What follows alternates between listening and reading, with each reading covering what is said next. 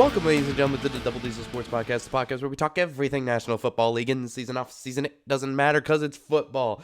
I am your host, Double Diesel, and welcome to a Week 14 recap of the 2022 NFL season. We're getting closer and closer to the postseason. Clinching scenarios are popping up. Teams have already clinched playoff spots. Teams are about to clinch playoff spots by this weekend, most likely. And it is getting down to the nitty gritty, and we are all here for it. Before we get into it, though, I like to ask, if you haven't already, please like, subscribe, and share the video if you enjoy this content, or you know somebody who does enjoy this content. Really helps boost my exposure, get me out there to more eyes, more viewers. So if you haven't done that already and you'd like to, please do so. Also, if you haven't already, go follow me on Twitter at DDS_pod. That link will be down in the description down below. Also, in the description down below, there we go, is the link to my Patreon at patreon.com/Double Diesel Sports. On there, you'll get exclusive content such as my weekly picks, as well as some of my draft content that I will be doing in the offseason that I will hopefully be starting sometime next month. So at least as far as on here on YouTube as well. So that's something I'm really excited for. But that is still a month away. We're still in the regular season. But that stuff will be on my Patreon, and if that seems like something you'd be interested in, then please go support me down below. Or you don't have to. You don't have to do any of the things I just asked you to do. Just the fact that you took the time out of your day to watch this means the absolute world to me. But it'd be greatly appreciated if you did. So, with that being said, let's get on with the show. A lot to talk about from a really exciting, really intriguing Week 14. And it all starts with the batshit craziness that happened on Thursday Night Football. I've said many times over the years that I felt like Thursday Night Football games were kind of pointless, kind of meaningless. No one really asked for it. I've been on the boat for years saying that, Thursday Night Football, they're never exciting. They're just sort of there. And it looked like heading into the week, it was going to be the same exact matchup. We were, or at least same exact situation. We were coming into a Raiders team that, yes, was coming into this game really hot, but it was a team that had so much expectations at the start of the year that completely just imploded on itself before the season even began. And then you had a Rams team who were, yes, the defending Super Bowl champions, but were also a team that was very top heavy as far as the roster goes. And then once those top star players get hurt, we see that they don't really have a whole lot of depth, and the whole F them pick strategy doesn't really work when you have little to no depth, and they've become one of the worst teams in football because of that. So this was not really intriguing. The only real intriguing storyline heading into this game was surrounding a man who wasn't even on the team the week prior. And he was also the storyline coming out of this game. I'm, of course, talking about Mr. Baker Mayfield. I talked about him in the podcast last week when he had requested his release from the Carolina Panthers, and it was just when he got claimed off of waivers by the Rams. And I was just sort of talking about, like, he still has a chance to redeem his career, but it's such a sad situation considering where he was just 2 years ago and where he is now on his third team in a year and a half. And I was talking last week of how this story has become really sad, and I don't know if he has what it takes to redeem. He definitely has what it takes to redeem his career, but I didn't know. It was such a complete 180 of what it was, like I said, just 2 years prior.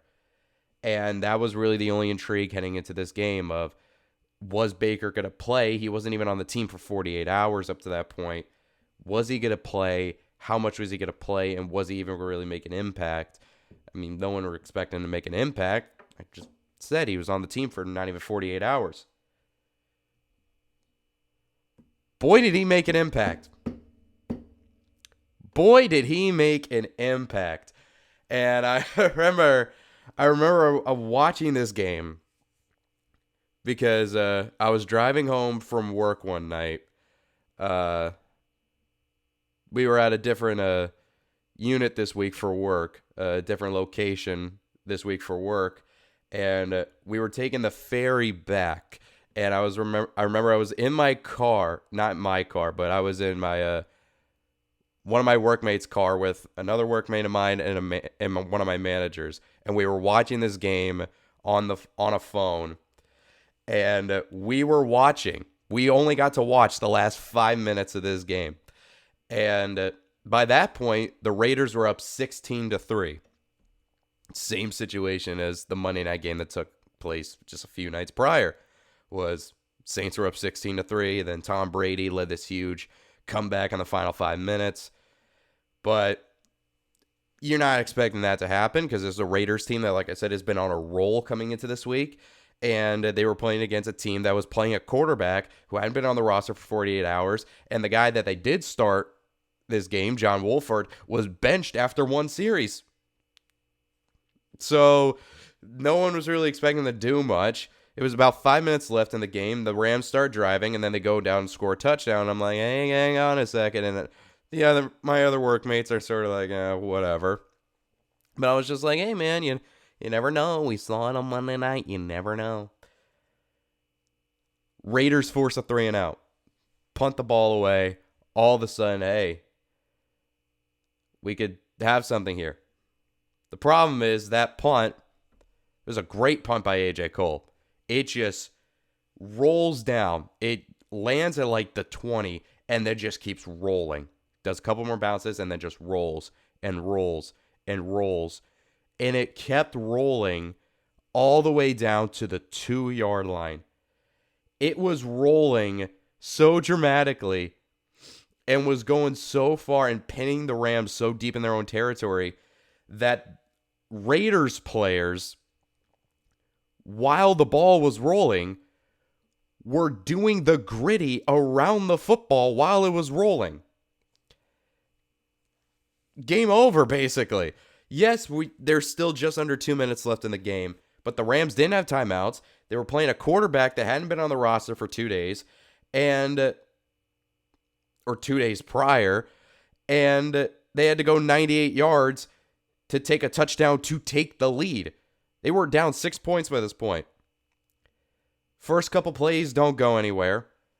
Then a completion there, first down there. An interception that got called back because of a defensive holding penalty.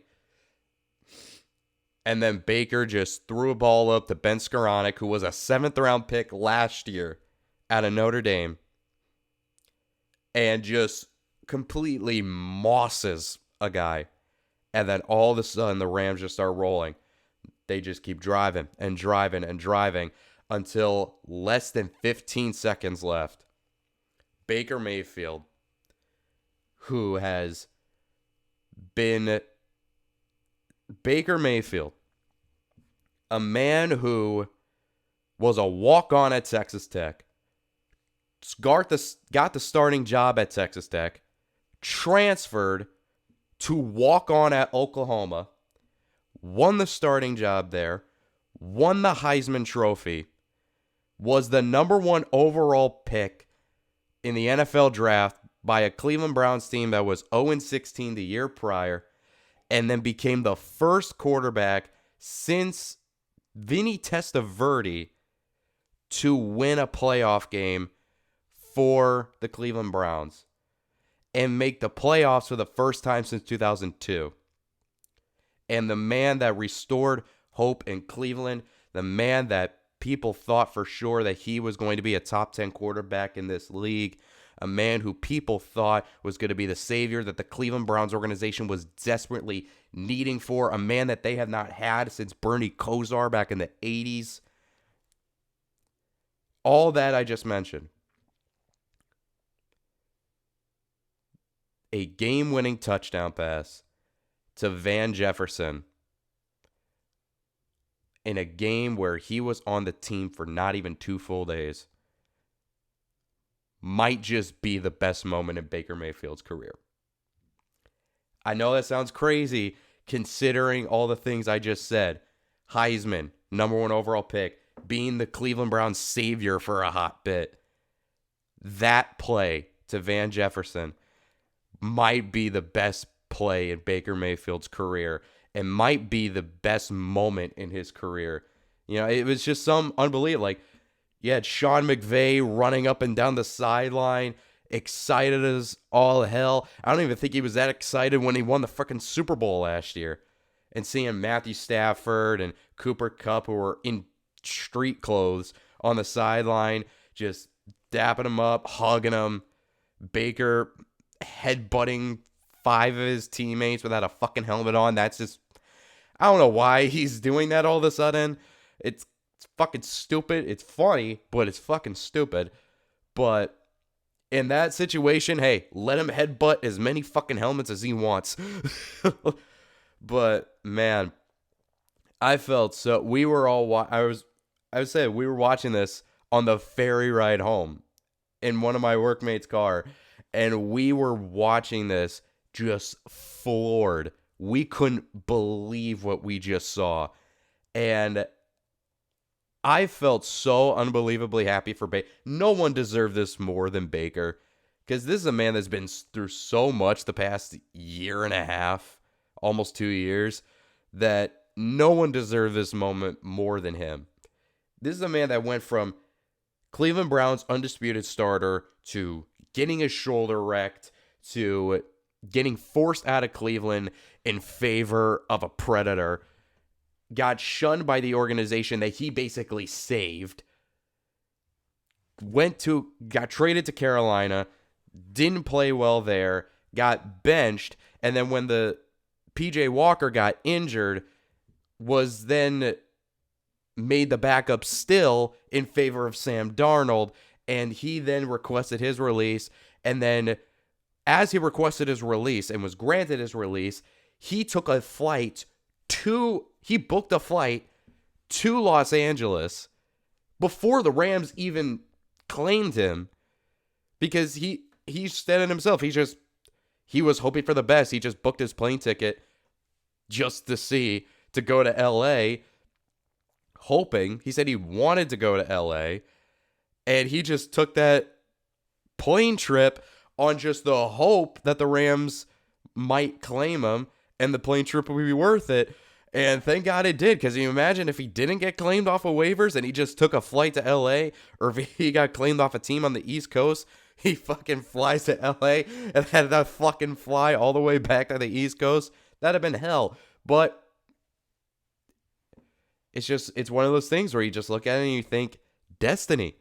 It's really the one thing that this says is destiny, because everything looks at this and says this should not be possible. This whole situation should not be possible. Everything that transpired in the final 5 minutes of this game, and based on everything that has happened coming into this game, should not have happened. Now, this doesn't save the Rams season. The Rams season's done. The Rams season is over. But just for one moment, the Rams had a moment that they have not had since February. And that is an all-time great moment in one of the all-time greatest last-minute comebacks you will ever see, and one of the greatest stories you will ever see. And that one game, I think, just solidified a legitimate chance for Baker to get a starting job for a team next year. That one 98-yard drive solidified his shot at getting a starting job next year. I wholeheartedly believe that. And if he plays even remotely well for the remainder of the year, because like I said, the Rams are now making the playoffs. That ship has long sailed. If he just plays remotely well, I don't see a world where he doesn't get a starting job next year. I don't see a world where that doesn't happen. So, yeah, man, I'm just so happy for Baker. No one deserved that moment more than him. And it was just an amazing thing to see. Now we head into the Sunday games, and there's quite a bit to talk about from what transpired on Sunday. And I want to start with a team that everyone was looking at the Vegas odds coming into the week. And usually when you look at Vegas odds, it's most of the time it's the team with the better record is favored, yada, yada, yada. Very rarely do you see a situation where a team that has the lesser record, a significantly lesser record, is favored over a team that has one of the best records in the NFL. Very, very rarely. If ever. And yet, everyone, at least from a casual standpoint, probably looked at these odds on before Sunday, and everyone was like, why the hell are the 5-7 Detroit Lions 3.5 point favorites over a 10-2 Minnesota Vikings team? If you don't follow the sport hardcore like I do, you probably would look at that and be like, that does not make sense in the slightest. The disrespect to Minnesota is unreal. But if you follow the league constantly, especially in these last 5 weeks, I looked at that and was like, yeah, I could totally see a situation where the Lions beat the Minnesota Vikings. Absolutely. But even then, I saw a world where the Lions would beat the Minnesota Vikings. But even I didn't expect what occurred in that game. The final score of this game does not do this justice. The Lions only won this game. Oh, shoot. I should have had this brought up. So, yeah, the Lions won 34-23. They won by 9 points. This game was not anywhere near as close as that final score may predict. Detroit did whatever the hell they wanted to the Minnesota Vikings. Whatever they wanted. And one thing that I really criticized this Lions team that was really holding them back at the start of the year was just how atrocious this defense was. You forget, at the start of the season, this Lions defense was on pace to being statistically the worst defense in league history. They were giving up, at the first half of the season, their offense was scoring 35 points a game, and their defense was giving up 38 a game. It was on pace to being, historically, arguably the worst defense in NFL history statistically. And yet, in recent weeks, these last 6 weeks, they have really stepped it up. They've made adjustments. These guys that weren't playing well at the start of the year are finally stepping up and playing well. Jeff Okudah he was a guy they spent a 3rd overall pick on in 2020. He's finally coming into his all.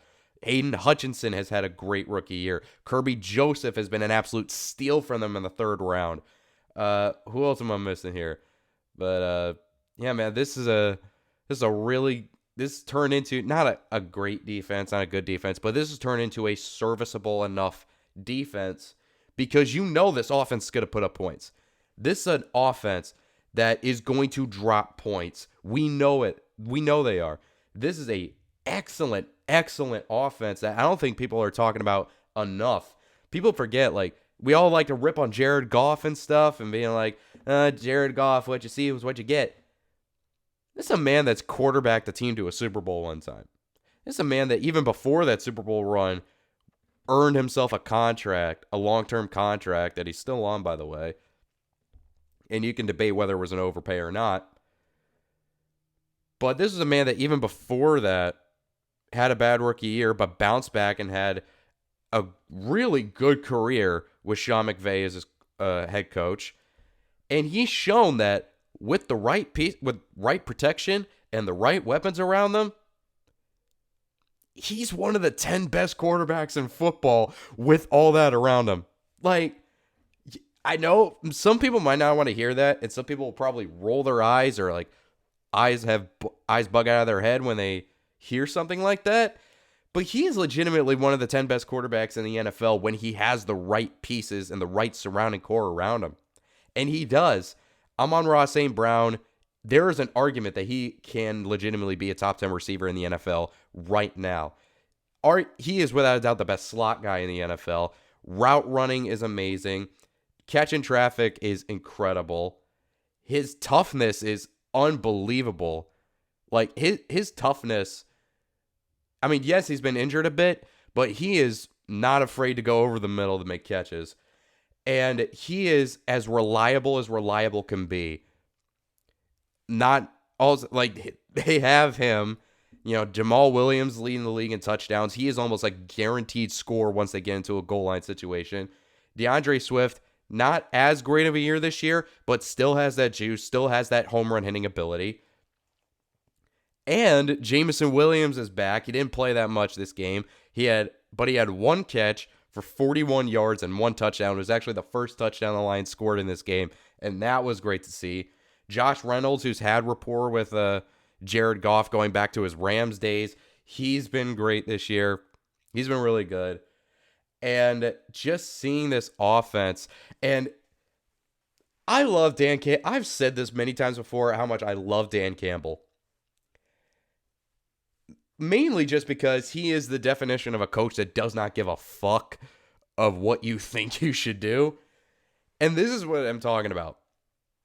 This one situation, this one play in this situation perfectly sums up this Lions team this year and how great this team is right now. The Vikings go down and score to make it a one-score game. I think it actually make it like a 6-point game by this point. Or no, it was 23-34. No, it was 23-31. So it was it was a one-score game. And it was over the 2-minute warning by this point when they did score. So the Lions get the ball. One first down doesn't ice it, but it makes the task a little harder for Kevin O'Connell's offense. So the Lions come down. It's a 3rd and long situation. It's about like a 3rd and 7, I want to say. 3rd and 8. I'm not sure exactly the down distance, but it was a 3rd down and long. Right at the 2-minute warning. So the 2-minute warning hits. And then they come back from commercial break. 2-minute warning, 3rd and long. Vikings stop them here. They have all the ability with Kirk Cousins and Justin Jefferson and those boys to go down and get a touchdown and get a 2-point conversion to tie this game and send it into overtime. They absolutely have that ability. So this is a huge down in the game. And what does Dan Campbell do? They come out on offense and they have Penei Sewell. Penei Sewell, by the way, is a second-year right tackle who they drafted 6th overall in the draft last year out of Oregon. They have Penei Sewell as a tackle eligible, and then they take him, remember, right tackle Penei Sewell, line him up at tight end, motion him across the formation, and then when they snap the ball, he motions, goes out into the flat, wide open, for a pass, in which Jared Goff just tosses it up. Penei Sewell makes an athletic turnaround catch, catches it, maintains his balance, and then dives for a first down to keep the clock going and to move the chains and basically do all but seal it. That was a play that Penei Sewell said after the game he didn't even know was in the playbook until earlier that week. They didn't put that play in the playbook until earlier that fucking week. And then in a 2-minute warning in the 4th quarter on a 3rd and long in a 1-score game against a 10-2 Vikings team that has Justin fucking Jefferson, and you're going to run a tackle eligible, put him in fucking motion to go out for a pass and throw it to him? It's one of those plays where it's like, if it doesn't work, it's fucking horrible. If it works, it's fucking amazing. And holy shit, it was amazing. I loved it. And it's plays like that. It's plays like that where in the past, those plays for the Detroit Lions just don't go their way. This time it went their way. And it's just one of those years where it's like, hey, man, it's going their way. And it looks like it's finally turning a chapter. The Lions are finally turning a page. And they go on, they kick a field goal to make it up, to put it up to 9. They hold on to win the game. And all of a sudden, here we are. The Detroit Lions have won 5 of they're 6-7, and they've won 5 of their last 6 games. And their one loss they had was to the Buffalo Bills on Thanksgiving. And even then, that was a game where the Bills had to beat the Lions on a last-second field goal. So even that was a really winnable game for them that they nearly won. So there is a realistic situation where the Detroit Lions could have been heading into Week 14 at 500. But you look at the Lions now, they've won 5 of their last 6. All of a sudden, they're in a prime position where they can legitimately make a run in a weak NFC to make the playoffs and potentially even make a little noise in the playoffs. Because let's look, hold on, I don't have this pulled up, but let's look at their schedule real quick. Let's look at the Detroit Lions' remaining schedule. So the Lions, they play the Jets in the Meadowlands. That's going to be a tough game for them. And then they play the Panthers in Carolina. Now, the Panthers they're no slouches. So they just beat Seattle. So they are a scrappy team. A scrappy team that still has a chance to win their division, but you don't know there. But that definitely can be a winnable game for them. Then they play the Bears at home, and then they play in Lambeau to end the year. Not the easiest schedule in the world, but there are definitely some winnable games in there. So those are all games that this Detroit Lions team does. All 4 of those games do have the capacity to win. You couldn't say that about the Lions even last year or 2 years before. Not even fucking 3 or 4 years ago. Like, these are games that the Lions can easily win. You are in a situation where the Detroit Lions can make the playoffs right now in 10-7 easily. Easily. So, yeah, man, this is really fun to see. And this is why I love the NFL, because we all had hope that the Detroit Lions would make some progress this year in year 2 of Dan Campbell. And when they started out 1-6, it was very disappointing because it was like, damn, we had so much hope that you were going to move forward, and it just hasn't happened. But here we are in the second half of the season, and they were a Tyler Bass game-winning field goal away from being 7-6. So they are 6-7 right now. They were a Tyler Bass made game-winning kick away from being 7-6. So this is a really, really fun team to watch. I've been a huge Dan Campbell fan since they hired him. Literally from the opening press conference they had with him saying, we're here to bite some kneecaps off. I fell in love with him the moment I saw his opening press conference. And he's been the head coach that this Lions organization has desperately needed for so long. And they are getting some players back, and they are turning into a team that they might not win the Super Bowl, obviously, but they're one of those teams that you look at. Like, they're kind of like the Niners of last year, where it's like they might not make the Super Bowl, but they're a team that you don't want to play in the postseason because it's going to be a dogfight, and they have every power and everything to beat you, and not just beat you, but beat you to a pulp. So that's all I want to say on the Detroit Lions. This is amazing to see. And I really hope they make the playoffs, because that is going to be fun. Because that's the thing. They're not only good enough to make the playoffs right now, they're good enough to potentially beat a team or two in the postseason. So this is really fun. It's stuff like this late in the year where you start looking at teams fully developed and how they look. It's really fun to see. And the Lions are one of those teams that I'm just like, this is a team that absolutely can make noise, that has the ability to make the playoffs, and a team that can absolutely make noise in the playoffs. A team that I do not feel that same way about, or at least not fully. A team that I do think can make the playoffs, but even if they do, are going to get beat to a shit pulp. Sure, I just made a new term. Whatever. That perfectly sums up how I feel about this team. One team that I don't feel that way about is the New England Patriots. And I've said this before that I'm a Patriots fan. I mean, hey, I'm going to rock with this team no matter what.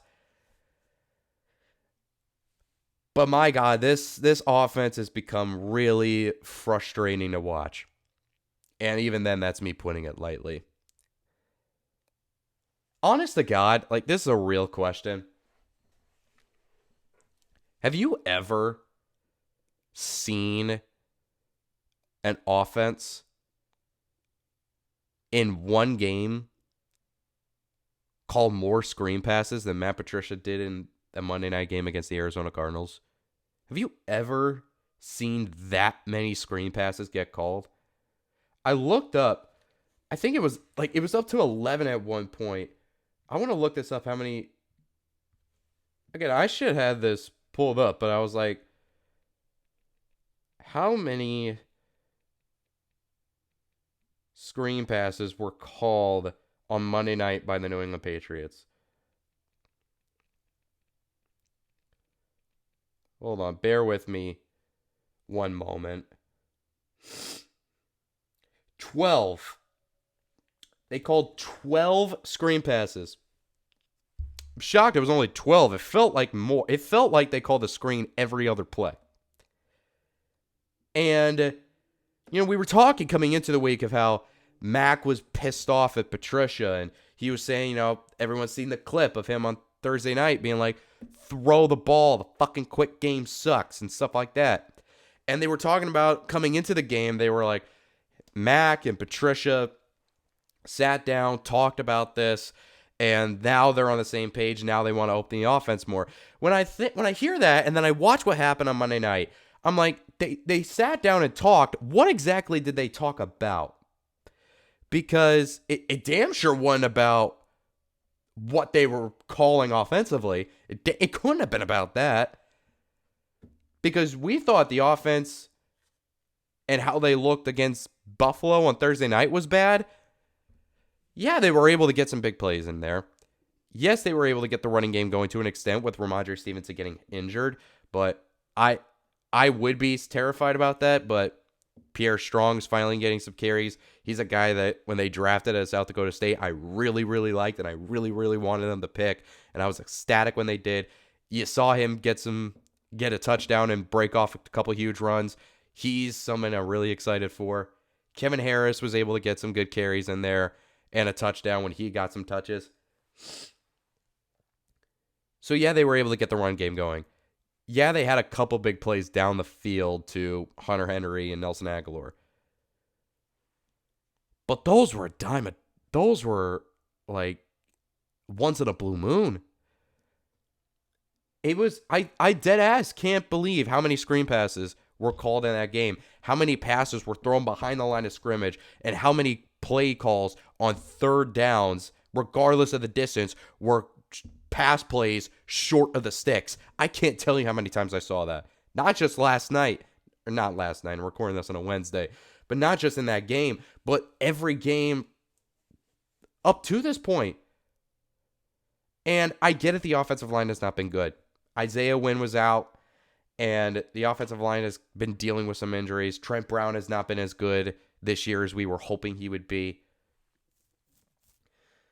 But still, though, it's just, you look at this, and they're like, we're calling plays because of what the limitations of the offensive line. We still had 4 of the 5 starters playing last night. I don't get it. I don't understand it. And I've talked about this before where we have guys that can be explosive playmakers on this team. Pierre Strong I just talked about. Tyquan Thornton finally got some fucking production last night, but up to last night, he was never getting the fucking football thrown to him. And even then, he rarely plays that many snaps in a game, even last night. Fucking Devontae Parker got injured last night and still wasn't getting that many snaps. Well, he got more snaps last night, but still, it's just like, you have a guy that you drafted in the second round who was the fastest guy at the combine. Probably wouldn't have been had Jameson Williams participated in it, but still, he ran a 4.28 at the combine, was really good at Baylor. You spent a second round, you traded up in the second round to take him, and you're telling me you can't figure out plays to scheme him open? You're telling me you can't figure out ways to get him the football? Where you can just get him the football in stride and just let him outrun everyone to the end zone? He's shown that he can do that. The rare fucking times he does get the football in his hands, he's shown that he can. I mean, my mind still goes back to that Week 5 game against Cleveland, where it was late in the game and they did a jet sweep to him, and he just took the handoff on the jet sweep, made one cut, and he fucking ran past everyone in a blur. I'm just like, why don't we do that? We ran that with him one time. One time. It doesn't make sense. And again, and I harped on it last week, it all comes down to who's calling the plays. And we all saw it last night. Like, everyone was talking about the clip from Thursday night where Mac was cussing out Patricia. We had like 5 clips from just Monday night of him, like waving off Patricia, cussing out Patricia, saying cuss words left and right. And one clip stands out in my mind. It could be me taking this out of context, but it was a clip of him where he was looking at his play sheet and then just shakes his head as he's looking at it. It looked like it could just be like the play before didn't work. Maybe it was me taking it out of context. But to me, it looks like he's getting the play call through his headset, in his helmet, looking at the play on his play sheet, and just fucking shaking his head like, dear God. Like, this is what it looks like. And when you have a second-year quarterback acting like that and saying that and giving off that impression, not giving up the impression, showing that he's pissed off with the offensive play calling, that's a problem. And it's not a problem on the quarterback. It is a problem on Patricia. And it's directed at Patricia. It's not been confirmed that he's directing it at Patricia, but who the fuck would he be directing it at?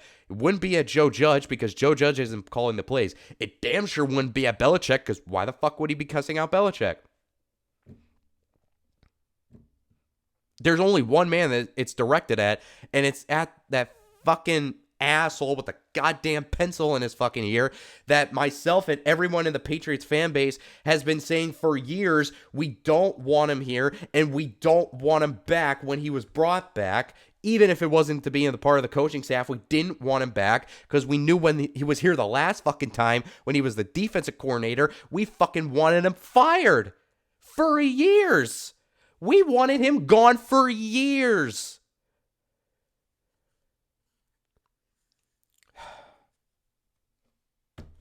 I don't know what to do anymore. They're 7-6 right now. They're back over 500. They're back in third place. They're back in the 7th seed in the AFC at the moment. But even if you fuck around and make the playoffs, because this is their remaining schedule. Hold on one second.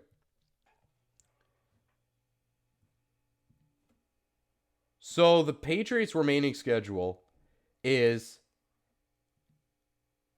Hold on one moment. Let me just get this up real quick. All right, here we go.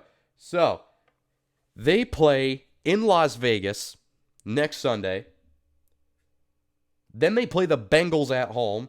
Then they play the Dolphins at home. And then they're in Buffalo to end the year. So basically, they're playing against a Raiders team that was hot, got humiliated on Thursday Night Football in the last 5 minutes of that game. So that is kind of winnable. But then you play the Bengals, the Dolphins, and the Bills. All three of them, unless Tua doesn't play as well, and I'll talk about that later.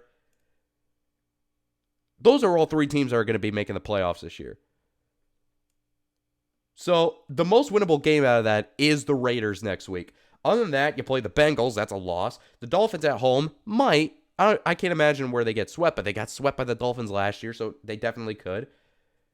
And then they play the Bills in Buffalo. We're not beating Buffalo. Are you kidding me? We're not beating Buffalo. Maybe we could, assuming they don't already clinch the number one seed, and maybe they'll be playing their starters. So maybe. But this team is not good enough to compete in the playoffs right now. It's just not. Like, even if we fuck around and make the playoffs, we're just going to get destroyed by Kansas City in the first round because that's who we're going to be playing. Either Kansas City or Buffalo in the first round. That is it. That is who we're playing against. It's either Kansas City and Buffalo, and we're going to get fucked by either team we play. This team is not good enough to win a playoff game right now, let alone make a run. And even then, it all comes down. I say this because it all comes down to who's calling the plays. Because I said it. I've seen it. This team has talent. This team has the potential to have an explosive offense. But it's being held back by who's calling the plays. I'm done. And until I see something different, I want them gone. There's no way. There is no way in hell that Bill Belichick is going to go into the 2023 season, look at what Matt Patricia did in 2022, and be comfortable with him calling plays going into 2023. There's no way in hell. I know Bill's smarter than that. There's no way in hell he's going to allow that to happen. Because this team is going to be held back significantly from what they can be and what they can do because of him. So yeah, that's all I have to say about that. I don't see this Patriots team really doing anything. And I like to be wrong. Like I said, I'm still gonna root for my team. I'm still gonna stick with them no matter what. But my God, this is frustrating. And it's not just because of who the play caller is, but it's because I know this team can be so much better than it is. And it's not that they're not reaching their full potential, it's that they're not being allowed to reach their full potential. So that's all I wanted to say on that. Now I want to transition into a team that is viewed to an extent of being a legitimate Super Bowl contender. And it's the team that coming into this weekend was viewed as a team that can absolutely win a Super Bowl this year. And then coming out of the weekend, that tune has kind of changed a little bit. I'm, of course, talking about the Dallas Cowboys. And the reason I want to talk about this is because every Super Bowl or every elite team needs at least one game where they can play against one of the bottom feeders of the league and pummel the shit out of them. To really establish their dominance of, yeah, we can beat the best teams, but we can also destroy the teams we should destroy. And you'd figure the Dallas Cowboys playing against the 10-1 Houston Texans would be that kind of game. Why wouldn't it be? It's a team that had nothing going for it. a team that is basically in talks with Bryce Young now, essentially, to try and get him real estate in the city of Houston. And it's a team that, without a shadow of a doubt, is not going to be able to compete legitimately for the playoffs, most likely for at least another couple of years. Realistically. I mean, we've seen crazy shit. We've seen crazy-ass turnarounds before, but I'm just looking at the state of this roster right now, and I'm just like, still got a long-ass time. Plus, they have a clear bridge head coach in my eyes, in Lovie Smith. So that also is another situation. But it's a team that, when you have one of those bottom-feeding teams, it's a team that has also, when you play against them, is a team that has, in their eyes, nothing to lose. So they're going to, because I always say, like, organizations tank, teams don't. Coaches are still going to coach as hard as they can. Players are still going to play as hard as they can because they don't want to just be known as a player that was on a 1-10-1 team. They want to put some good tape on so they can, either get re-signed by the organization or get picked up by somebody else somewhere else. So it's a team that has nothing to lose. But even then, when you're playing against a top 5 team in the league, in the Dallas Cowboys, the team that has legitimate Super Bowl hopes, you're not expected to compete whatsoever. But then we remember we're all watching the National Football League, where logic is thrown out the fucking window. And you get a situation where the Houston Texans had the lead over the Dallas Cowboys for about 58 minutes of this game. The Cowboys were trailing for about around 58 minutes of the 60-minute ball game that was played on Sunday in AT&T Stadium. And first of all, the Cowboys were able to have a huge drive in the last minute of the game to go down and score a touchdown and eventually win the game. So they were able to escape. But I want to talk about this because it's a team that I look at, and it's a game I look at, and I'm like, why was this as close as it was? Where the fuck? And I'm watching this, I'm like, first of all, where the fuck did this elite defense go? Wasn't this supposed to be an elite shit-wrecking unit? Where the hell did it go? Why were they unable to stop Davis Mills? And by the way, it wasn't even just Davis Mills. Texans were playing like 2 different quarterbacks. They were playing Jeff Driscoll, playing Davis Mills. They played Mills for a few series, take him out, put Driscoll back in. Then they take Driscoll out for a couple series and then put Mills back in. It was just like, and they still had the lead for most of the game, the Texans did. And I'm looking at this and I'm like, and I legitimately thought the Texans were going to beat him. Dak threw a pick at the fucking 10-yard line with under 3 minutes to go.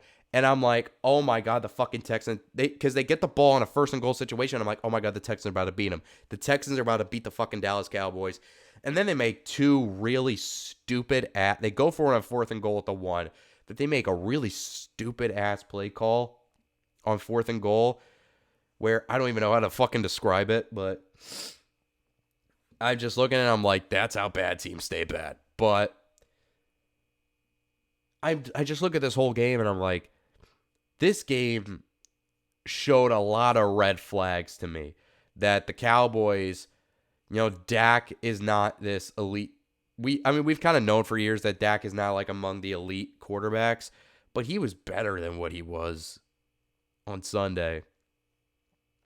It's a team that should have demolished the Texans. And yet they let the Texans not only in it, but they were ahead for most of the game. So I just look at this and I'm like, well, there goes all your credibility. Yeah, you could still win a Super Bowl. You have the talent to do it, but no one's going to be afraid of you anymore. Like, no one was afraid. No one's going to be going into the playoffs afraid to play the Dallas Cowboys anymore. Like, everyone was afraid when they dropped 33 unanswered against the Indianapolis Colts, which, by the way, I was here on YouTube live streaming that game. That was unbelievable to see. We expected that against a Texans team that was worse than a Jeff Saturday coached Colts team. Significantly worse. And you just barely win the game by 4 points? You barely win the game because you had to drive the length of the field to score the game-winning touchdown? Why were it's situations like that where it's like, why were you even in that situation to begin with? Why was this a competitive game? And it's starting to have a little bit of an eerie feeling where it's like, oh God. Now it feels like a Cowboys collapse is almost inevitable in the postseason. I still think they're going to make the playoffs, but I don't know. I mean, the NFC East right now is locked and loaded. I mean, outside of the New York Giants, which have kind of faded a little bit. The magic they had at the start of the year is kind of faded. But even then, you have the Eagles, who are the surefire number one seed, locked at this point. They haven't clinched it yet, but they're a lock at this point. And you have the Commanders that have caught on late, and they can absolutely have the ability to pull off an upset or two. And I look at the Cowboys right now, and all of a sudden, like I said, that fear that they might have imposed in teams, they no longer have that because they're like, why should we be afraid? Like, the Eagles are going to look at a team like the Cowboys and be like, why should we be afraid of you? Like, the Eagles, the Niners, these legitimate Super Bowl contenders are going to look at the Cowboys and be like, why the hell should we be afraid of you when you nearly lost to a 1-10-1 Texan team? It's one of those things where it's just like, damn, man. And like I said, a win is a win. They got the win, but I don't know if there's a win. I didn't think there was such thing as a win that you came out feeling bad about, but that might have been it. So I don't know what else to say about the Cowboys at this point. I really don't. Another team that is kind of in a similar boat as the Cowboys that had a lot of teams nervous and afraid of them has really been stunted after Sunday, and really based on what we've seen over the last 2 weeks. And that's the Miami Dolphins. And when I say the Miami Dolphins, I am more specifically talking about Tua Tagovailoa. And I will give credit where credit is due. Majority of the season, going after week 12, or going into week 13, Tua was playing like a legitimate top 10 quarterback in the NFL. He was in a system that he looked comfortable in.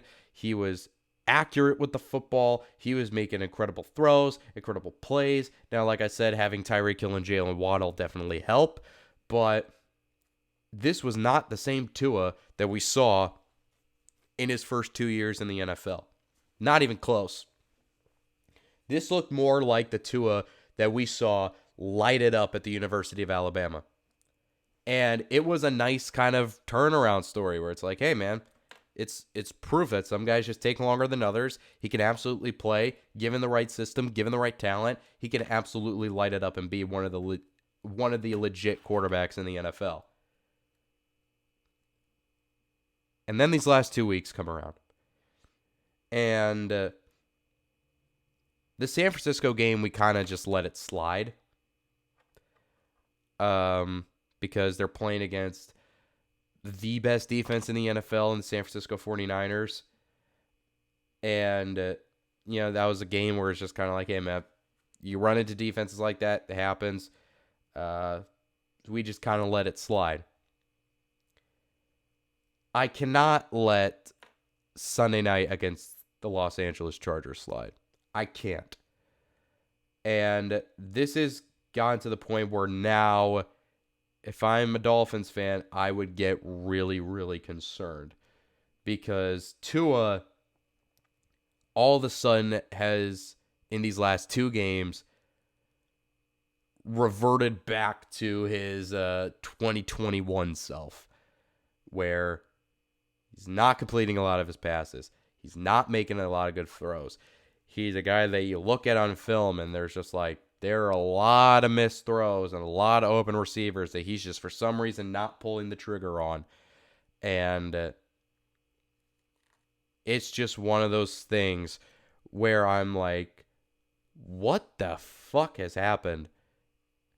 And is it a situation where teams have him figured out? Is it a situation where it's getting late in the year and he's fatigued? Like, what's going on? Because we kind of saw it, like, even in his rookie year where he was playing okay, and then he just became really terrible in the last however many games of the year. And if I'm a Dolphins fan, I'm hoping it's not the same this year, because they are currently 8-5 at the moment, and they are sitting comfortable in a wild card spot. And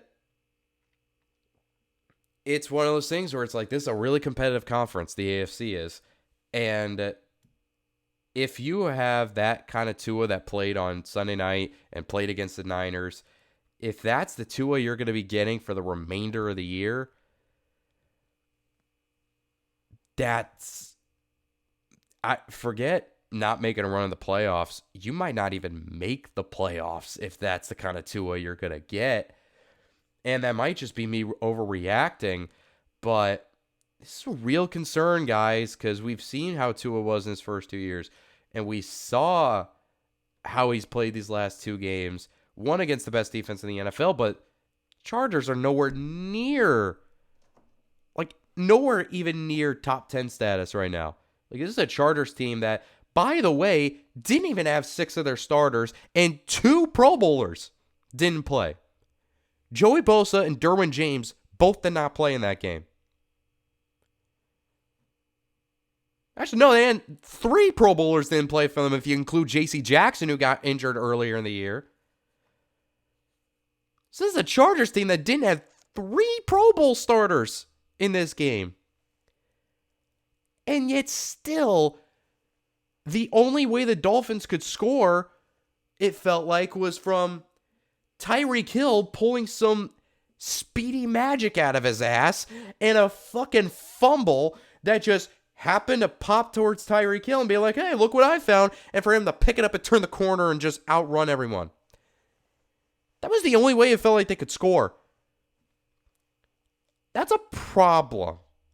If you're not playing well with an offense that has the talent they have, granted, Tyreek Hill had a little bit of an ankle issue, but we saw in that third quarter, I think, where he scored on that 60-yard touchdown pass from Tua, that it's not overly affecting him. As a matter of fact, he was still fast enough that he was jogging from the 25-yard line on that play. So, yeah.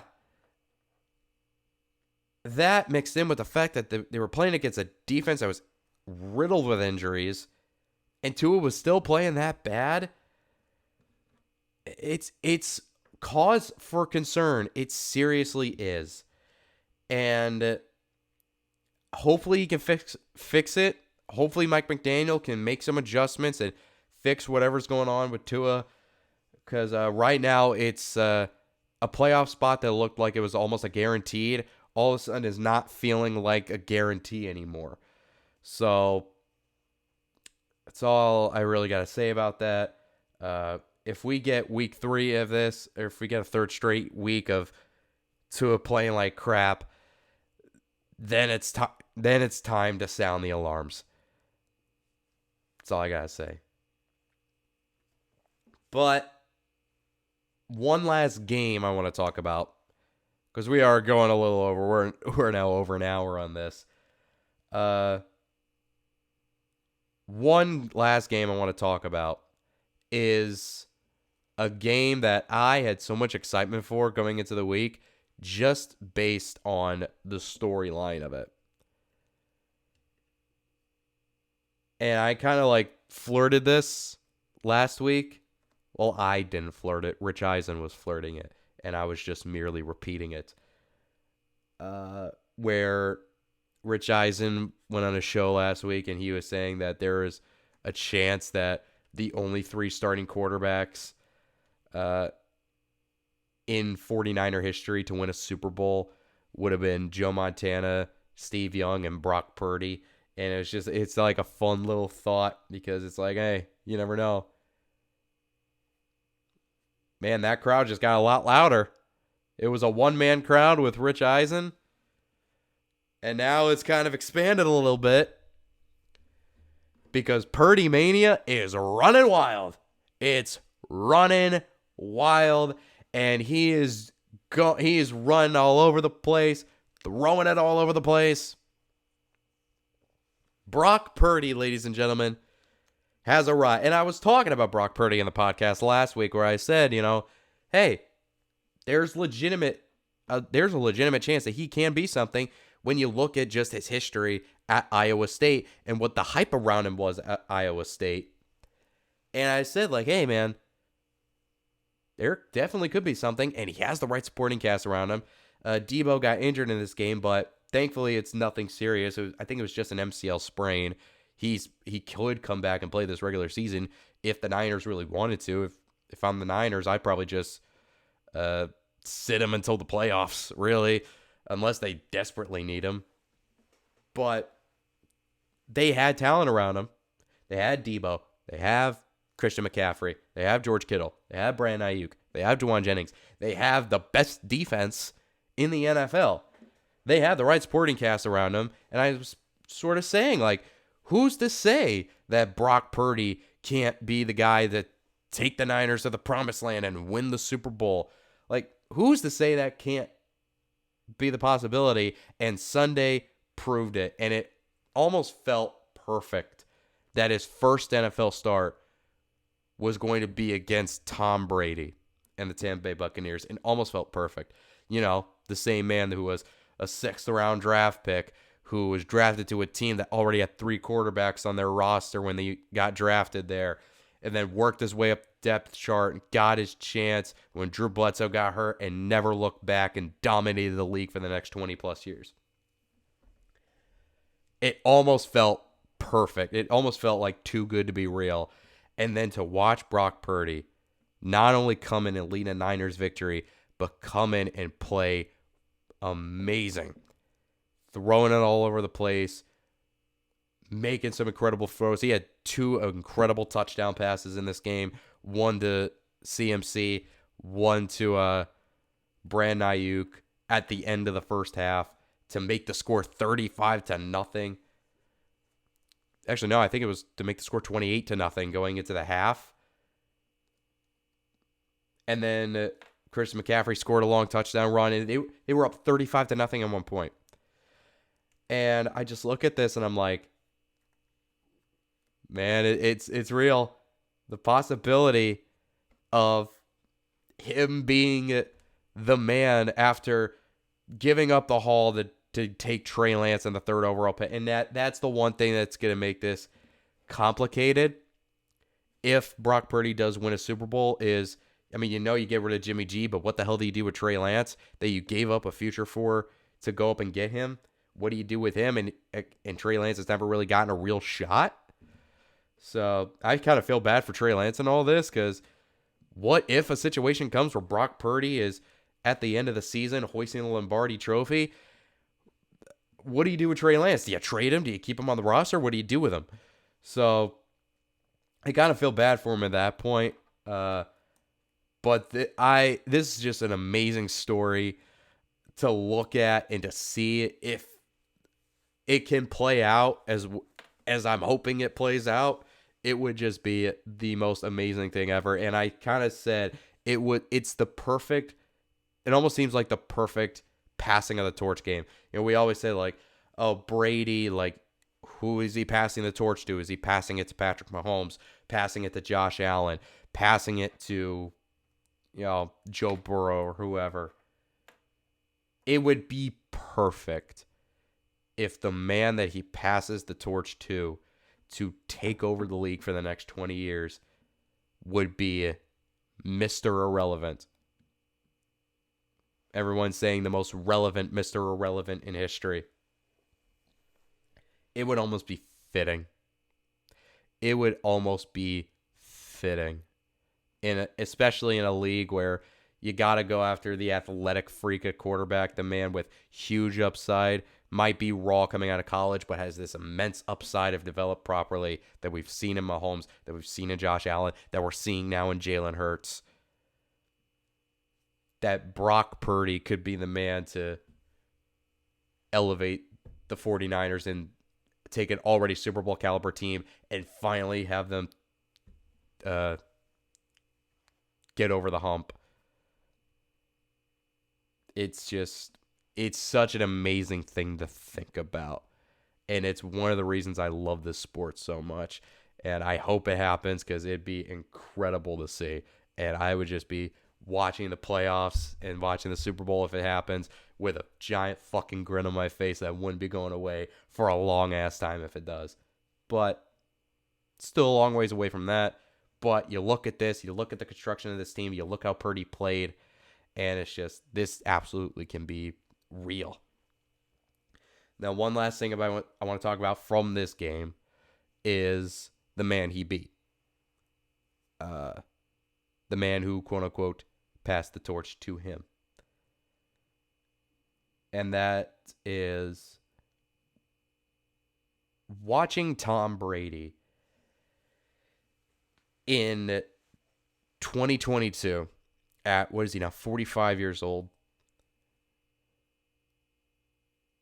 Watching him it's not depressing, but it's still really sad. It's not Ben Roethlisberger level sad where it was you're just watching a man who's playing but physically can't play anymore.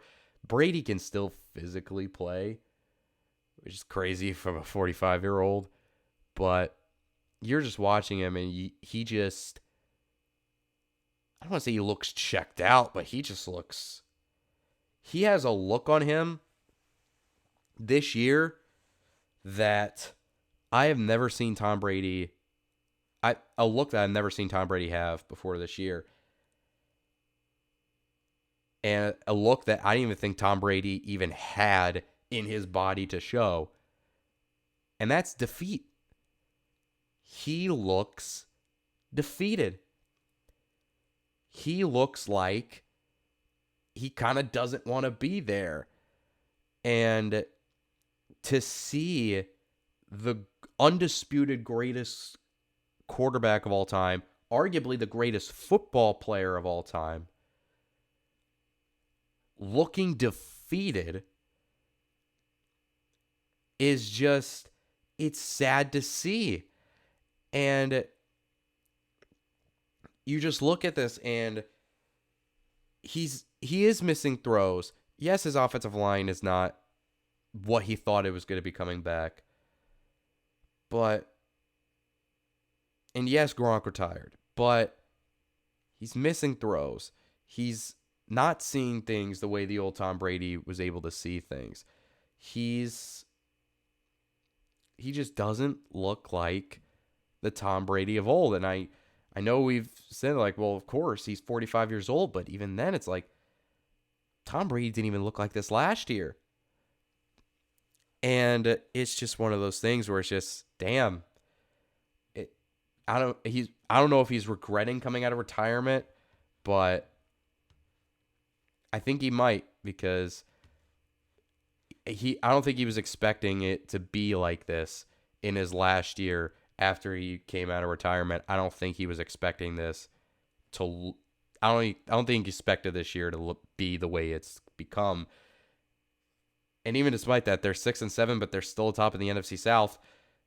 But yet they're only one game ahead of a 5-8 Panthers team that was sounding the alarms to start tanking. And yet here we are And Steve Wilkes has got this team to rally and pull off some really impressive wins.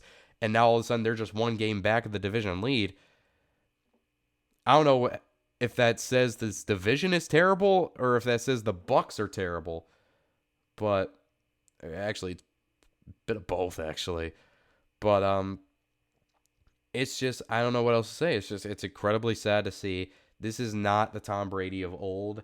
And just watching him look so defeated on the bench in the pouring rain, down 35-7 in the stadium of the team that he grew up rooting for. It's just one of those things where it's just like, every veteran, every all-time great has that moment where you look at them and you just say, this is it. This is it for them. You saw that with Peyton Manning, the way he played in his last year, where you just look at him playing bad football and you're just like, this is it. After this year, this is it. Saw that with Joe Namath in a Rams uniform, where you just look at it and you're just like, yeah, this is it. Saw that with Johnny Unitas in a Chargers uniform. You're like, yep, this is it. Seeing Tom Brady on the bench, down 35-7 in the pouring rain, is just, you look at it and it's just one of those things where I feel like this is that, yeah, this is it moment. And it's a moment that I didn't think we'd ever get. I didn't think we'd ever get to it. But here we are. Especially now with Tom Brady, now with his ageless wonder. He's the ageless wonder. He is the ageless wonder. We talk about ageless wonders in sports. He is the ageless wonder. And I didn't think we were ever going to get a, yeah, this is it moment with Tom Brady. But here we are, and I think we just saw it. So, a kind of a little bit of a down way to end the show today, but I feel like I'd be remiss if I didn't talk about that. But that will be the last topic we talk about on the show today. And one last thing, just a reminder, if you haven't already, please like, subscribe, and share the video if you enjoy this content. Just a heads up, I will be posting my weekly picks on Patreon tomorrow, but I will not be doing a live stream, nor will there really be any content over next week because I will be in Florida for all of next week, so I will not be there to really have the equipment or have the ability to do those things. I'll try and be as active on Twitter as I can during that day, but as far as any content goes for next week, that will not be the case. But I am hoping to do a Christmas Day stream, stream one of the games on a Christmas Day. That'll be really fun. I'm really excited to do that. But I just wanted to get that out of the way, just in case some people are going to be looking and are like, hey, where's the video and all that stuff? That will be the reason why. But anyway, just wanted to get that out of the way. Just get that across. I'll put out another post reminding some people who haven't seen this. And yeah, so if you haven't already, please like, subscribe, and share the video if you enjoyed it. If you haven't already, go follow me on Twitter at DDS_pod. And also, if you haven't already and you'd like to, please go support me on Patreon at patreon.com/Double Diesel Sports. The link to those will be in the description down below. And with that being said, I'm Double Diesel.